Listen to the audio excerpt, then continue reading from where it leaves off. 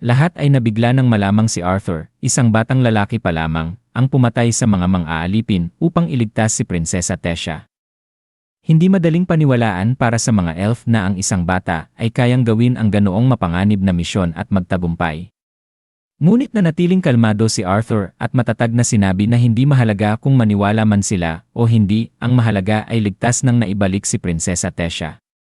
Ang tanging hangarin niya ngayon ay makabalik sa kanyang pamilya sa kaharian ng Sapin. Nagulat si Tessia at emosyonal na tumayo, tinanong si Arthur kung aalis na talaga siya. Nang tawagin niyang Art si Arthur, isang palayaw na nagpapakita ng kanilang pagiging malapit, lalo pang nagulat ang lahat. Muling tinawag ni Arthur si Tessia bilang si prinsesa, at mahinahong ipinaliwanag na dahil sa masalimuot na kasaysayan ng mga tao at elf. Hindi na angkop para sa isang tao na manatili ng matagal sa kanilang kaharian. Higit sa lahat, nais lamang niyang makatiyak na ligtas ang kanyang pamilya at malaman nilang buhay pa siya.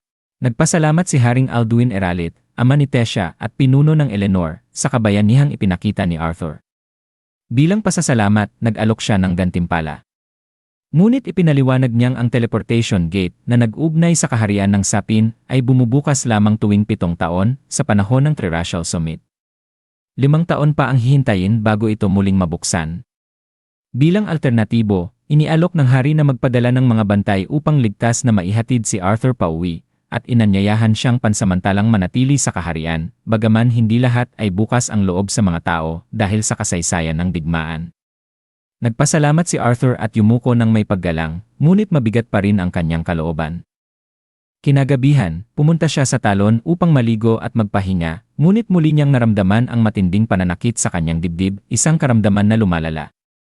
Bumalik siya sa kanyang silid at niyakap ang mahiwagang itlog na iniwan sa kanya ni Sylvia, sabay sabing sana andoon siya upang gabayan siya. Biglang may kumatok sa pinto.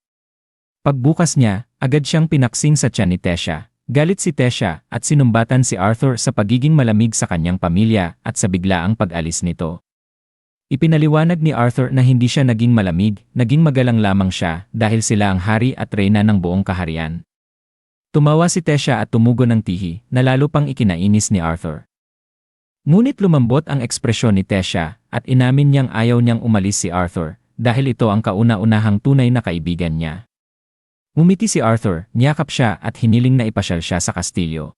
Habang naglalakad, dinala siya ni Tessia sa paborito niyang bahagi ng kastilyo, isang hardin na nagiging napakaganda tuwing tagsibol kapag namumulaklak ang mga bulaklak. Ipinakita rin niya ang mga glow bees na nanginginain sa paligid.